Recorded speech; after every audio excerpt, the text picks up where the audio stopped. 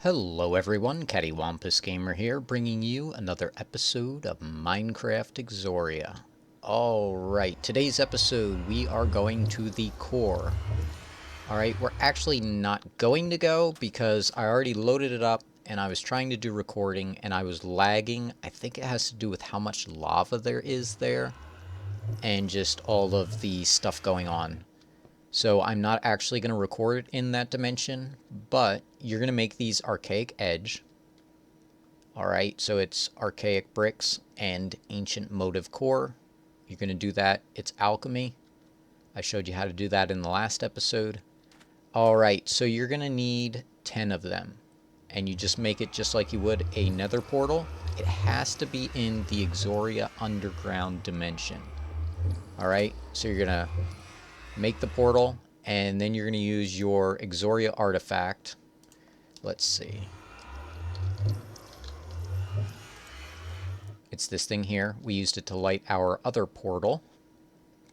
And you're just going to use it, activate it, then go into it. And like I said, the portals tend to be a little bit buggy. Once you get on the other side, put a waystone down, probably destroy the portal. That'll help cut down on lag. I hate Vex. Come here. I know why they're called that. They literally vex me. Alright.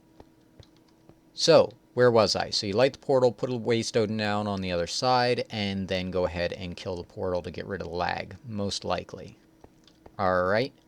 So once you go in that dimension, I'm going to go back upstairs. You can see I've been doing some beekeeping, and I actually have purebred rock drones.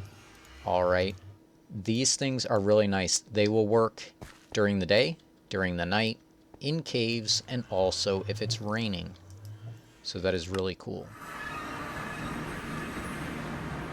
Alright, you can see this thing here. This is an alloy kiln. That's one of the things that we're going to make today. Alright, so when you are in the core dimension, you're going to see this stuff. It's in the top left-hand corner. Not even going to try and pronounce it. Alright. You're also going to find all sorts of blocks. You're going to find red sand, desiccated stone, magma rack, magma blocks, burnium ore, ardite, cobalt, sandy magma rack. Alright. So, one of the first things that you want to do is start collecting all this stuff. Now, one thing I did find out, I was like, ooh, you know, there's magma blocks near this type of magma. And then I found out if you take a bucket of water and dump it down, it will turn the source blocks of magma into the magma blocks. I also found out that the desiccated stone, let's go ahead and actually grab some of this. If you put desiccated stone down and then put water on top of it, or run water over top of it, either way, it will turn into dirt. So you can collect a bunch of dirt while you're down there if you want to. Alright, so what do we use all of these things for? Well, let's go ahead. I'm going to put a bucket of water down here next to my pure daisies. I made the floating type so that way they won't get washed away by the water. And actually, one of these things you can see in the background, one of the things you're going to find is glowtite sand. Alright, and glowtite sand you put down and it will grow these crystals on the top, glowtite crystals. And you just break these and collect them. Alright, and then you can leave the rest of them, look, and you take damage. Alright, so you can leave them and they'll start growing back. You don't have to plant them. I saw people who were doing the mod pack and they're planting them like this, letting them grow too tall and then harvesting them. You don't have to do that. They will just automatically grow on these over time. Alright, so the first use for the glowtite crystals is actually to take them and you can use a hammer on them to get glowstone. Now there's two ways you can do this. You can either put one down and hammer it and get the glowstone, or the easier way is to actually craft them into a block and then put the block on and hammer the block, because I believe it's the same amount of hits and you're getting 9 times as many, so your hammer is going to last 9 times longer. So yeah, make sure you craft them into the blocks first. Alright, so some of the other resources. Let's see if this is done up here. Yes, we now have snow. Let's see, I have a shovel in this chest.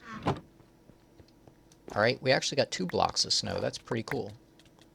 Alright, so we're going to make snow blocks like this. Now what we're going to do is we're going to take them and we're going to put them like this, and we're going to make a mini freezer. Alright, this is a new item. You don't have to go to the core in order to get this, but there's not a whole lot of reason for it until you get there. Alright, you're going to put this down. Now let's go ahead and look in our backpack and get some of this sandy magma rack. We're going to open the freezer and we're going to put 1 in here. And you can see speed 0.25, and then you can see this little progress bar going up. And then once it hits the top, we are going to get a new item from it. Alright, we're going to get soul sand. Now, the freezer is very interesting because I was trying to find out about it online, and it's like the speed it takes, or the amount of time it takes, is based on the speed and the number of items that you have in it, and blah, blah, blah, blah, blah. So I'm thinking, okay, you throw a stack in, you know, whatever, you know, it's going to go through and it's going to do it. Well, I put a whole stack in there, and then I'm like, I don't think this is working. It does the entire stack in one sitting. So the amount of time it takes to do 1 soul sand, you multiply that times 64, and that is how long it is going to take you to get this. And it's a long time. Alright, so you can make soul sand in this. Now, what you can do is you can also put iron. Let's see, I should have some right here. We can also put iron in here. And when this freezes, let's see, uses, freezer, we get frozen iron ingots, and we use those. You're going to need 2 mini fridges and the iron to go around them, because you're going to need 2 of the iron freezers. Alright? So you're going to take those and you're going to stack them on top of each other. Once you do that, it's a single block. And you can stick 3 stacks in here, and it's 1 times speed, which means it's 4 times faster than this. So if we open our bag, you can actually see if I put 1 in here, and then I put the other 63 there, yeah, you can see how fast this one's going, and this one will take a long time because it's 63 times longer. Alright, so we now have soul sand. Okay, what else can we do with this stuff? Well, we can take magma rack. Whoops. Put it on here. Let's break this one up. And then we can go ahead and hammer it. Alright, now that we have that, we're also going to need some dust. Let's see. I know I have dust over here. Alright, and what do we need the dust and that crushed magma rack for? Well, we can use it to make redstone. Really? I don't have any dust up here. And none down here. Wow. Where did all my dust go?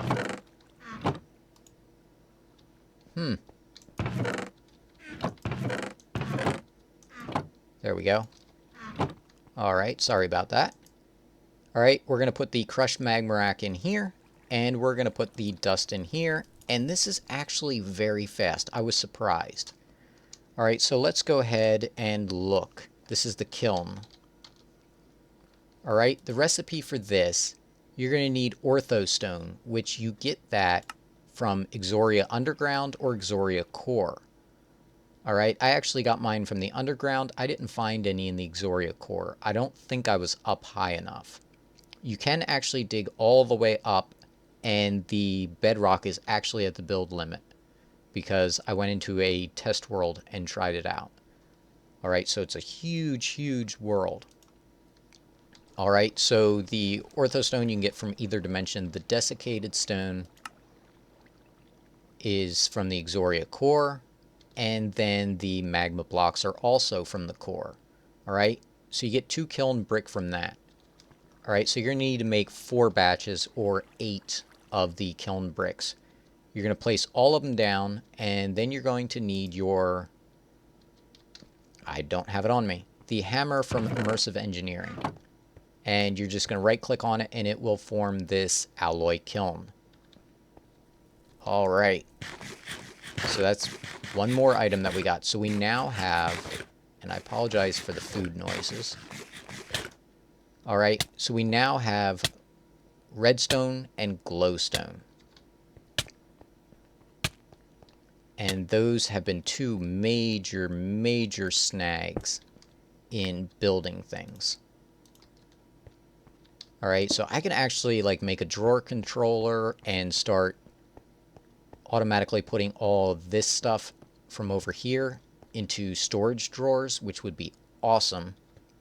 I can do, oh, that reminds me. This.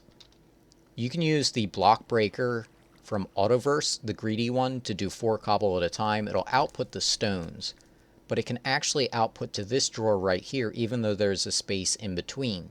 This is the output face, which always faces away from you, I believe. And then it can either input to either here or here, and you can toggle it with a lever. So you can see, if we look, the rocks are actually going up in here. All right. Another tip that I have is canola seeds. You can grow these things. And I think I showed this on an episode, and then I ended up re-recording the episode. You can take the canola and turn that into seeds. All right. And then you can use this thing, which is just called compost. You can stick a full stack in here, and it is automatable. All right. And you can output, and you get biomass. Now, you can take this and smelt it and get bio coal. And it says it smelts 4 items, but if you use the crafting furnace, you can actually get 6 out of each one. All right, so what I do is I just use this, use the bio coal from the finished product to power the furnace again, and then I can use this to run my ember bore or whatever I want to that can use furnace fuel. This cannot be used to smelt down metals, unfortunately. All right, I did make a coke oven. That's another item. All right, so let's go ahead and look. I made this earlier, and it needed siniscata brick, all right, which is made from the sinis clay from the underground, and then Caminite bricks, which are the, you know, dust, sulfur, and clay, and maybe that's where all my dust went. All right, I also wanted to build, can I build the blast furnace yet? Because I want steel. Archaic bricks. You know what? I actually have to craft some more of those, so I guess we can't do that today. Wow, I am disappointed. I really wanted more time to prep for this episode, but because I wasn't running around in the underground, it wasn't like I could do a whole lot of prepping ahead of time. All right, let's actually go to the core. And I'm probably going to lag really bad. And this is basically what it looks like. You're going to see all this desiccated stone here, which this can all be dirt. It's beautiful. All right. The grue is... Ooh, blaze. The grue is in the core, so you do have to be careful. Come on. Yes! I got a blaze rod. That is cool. Okay, where's the other one? Yes. Alright, so you will find this glowtite sand like all over the place. And it is very handy because, like I said, that is basically glowstone waiting to happen. Whoa. There we go. Ooh, look at this. This is burnium ore. And I can hear the guru. All right. So this burnium ore, let's get over here where it's light. You can take this, pulverize it later on once we get a pulverizer, and you get 4 burnium dust. So this can be a very, very good fuel source later on. Alright, I believe that's going to do it for today's episode. Hopefully you enjoyed today's episode. If you did, tell a friend, leave a like, and until next time, this is CaddywhumpusGamer signing off.